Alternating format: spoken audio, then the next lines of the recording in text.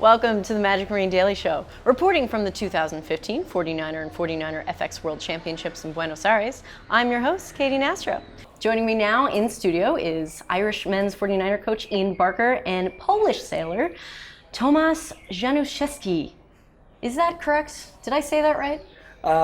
Many people try to pronounce my surname correctly, but don't worry, you did it really well. So Januszewski. Januszewski. Janu, I'm never going to pronounce that right. That's fine. That's because you are not Polish. That is true. That is true. And Ian, welcome. Thank you very much. Okay, so guys, jumping right in, there's some topics that go around that people might have different opinions about. So we brought you guys on the show to kind of give me some background because I'm an idiot and don't really know too much. So diving in, the illustrious Boat Builder's Manual. What do you guys know about that? Well, the Boat Builder's Manual is a document that the builders are supposed to use to build the boats to. And in there it includes a spec of all the parts and exactly how it's supposed to be built. Okay. That's been kept secret between the boat builders and the measurer over the years, and the sailors can't see it. Why? Well, you'd probably have to ask the boat builders that, Okay. or the body that formed the class in the first place. But obviously, if things are a bit more see-through, then the sailors would have more of an idea on how the boat should be built. And if theirs is, they get a boat and it's not as they think it should be, they could just check the rules, the Boat Builder's Manual, if you like, and see if they want to pay for it or not. Okay. Tomas, what do you know about, or did everything that Ian just said correct, accurate? What can you add? I agree with all that Ian said. I can add that the manual is still, it should be like a document that is the basics for the building of the boats, and still we are talking about one design that the builders, three of them actually, they build familiar boats, each quite the same as the other one, and still it's not like that in practice. It's much different. We sometimes find the boats very different from the others, lighter, heavier. Why? And you don't know. Like Ian said, we don't know. It sometimes happens, and then usually when it happens, then it starts a conversation. A lot of complaints from the sailors, talking about the difference, for example, the weight. We found ourselves with a new measurement idea here in the world in Buenos Aires, and found out that one of the boats, or even two, were 89 kilograms, so 5 below the limit. And, Hold on, Tio. What is that in pounds? I don't know. No idea. No idea. I think, that's one thing. I think what history's shown us is there's basically two builders. There's one smaller one, who doesn't build so many boats, and one bigger one. We're not going to name names. Lots of boats, absolutely no names. No names. This is all allegedly, of course. Alleged. And what happens, or what has happened over time, is one boat builder seems to try and improve their boats, their products all the time. Okay. And the other boat builder just makes them the same until they find out about one of these improvements, normally from the sailors, and then they go and improve theirs as well.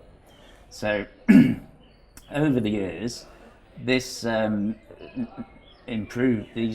these improvements had added up to the boats getting quite a lot better, in fact, although it is supposed to be a one design class.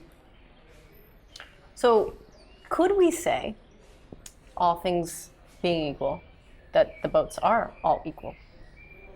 No, I don't think you can say that. Okay. I don't think you can say that. It would be very nice, and I'm sure all the sailors would like it if they were all equal. But when the second boat builder catches up to the first one, we get equality for a little bit until the first one improves their product a little bit more, and then we have a period of inequality again. And this has happened over the last 20 years on a regular basis. So That's got to be costly. yes, it does have cost implications, and it's normally the sailors who end up picking that up. Yeah. Tomas, what can you contribute to that? My wallet is empty after this season, so I can tell you that. Not only mine, but also the association, because they are helping us a lot. So for a sailor that tries to be very good and to compete in the World Championship, European Championship, and in World Cups, it's really difficult to manage that with manage to have enough equipment, because it's really expensive.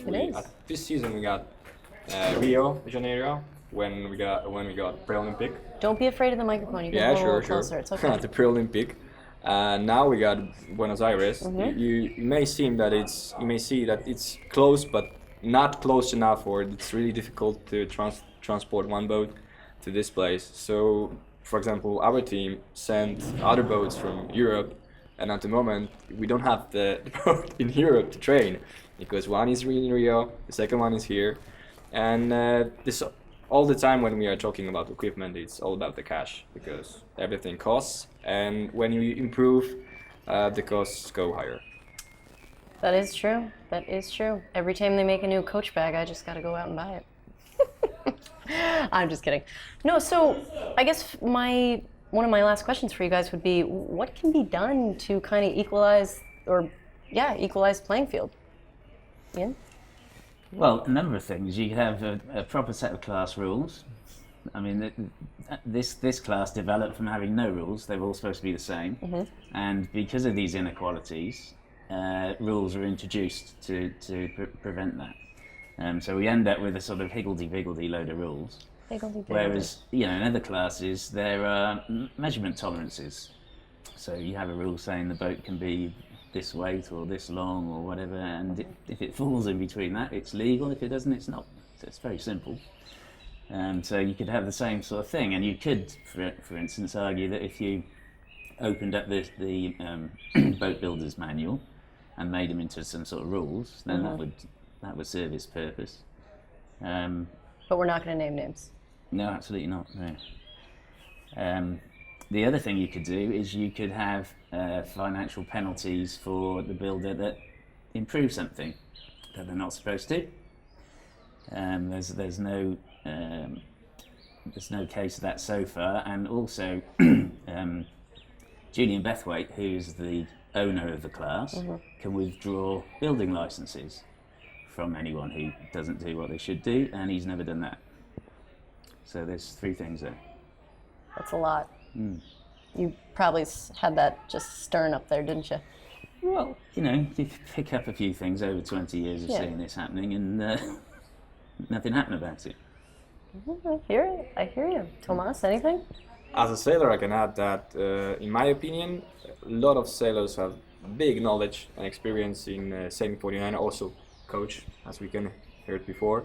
And if anyone would like to hear what they have to say, I think it would be really nice to also contact with every sailor, 49er sailors that we have, ask them, and then when the question is really asked and the answer is given, then maybe consider to think about what it was, because sometimes I think at the moment it's like when we say something as a sailors, it's not taking, nobody takes it seriously, or maybe they listen to us but they don't do anything to show us that they care about our opinion. So.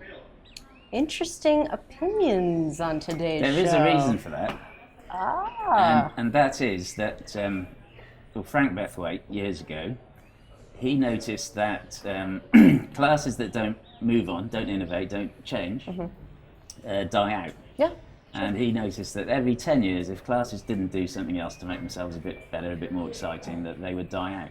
So this class was set up on the basis that the Bethwaites controlled everything, so that they could come along every 10 years, do big improvements, keep the boat competitive and attractive for people to sail. And they've done that, for instance, with the new rig we use now, as opposed to the old rig. And I'm sure there's something they're planning in the pipeline to move that on. And there is a valid reason for why they've done it.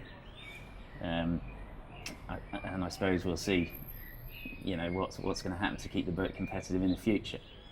The problem with the future these days is that a lot of the future is going to be on hydrofoils, and I'm not sure the 49 is about to go on hydrofoil, so that's obviously a tricky one, but watch your space. Interesting stuff here. Very interesting. Guys, we are all out of time. Thanks so much for coming on the show and giving me your expert opinions. Thank you very much. You're welcome. All right, for all the action, go to 49er.org and check us out on all social media channels at 49er Sailing. We will catch you soon in this 2015 World Championships.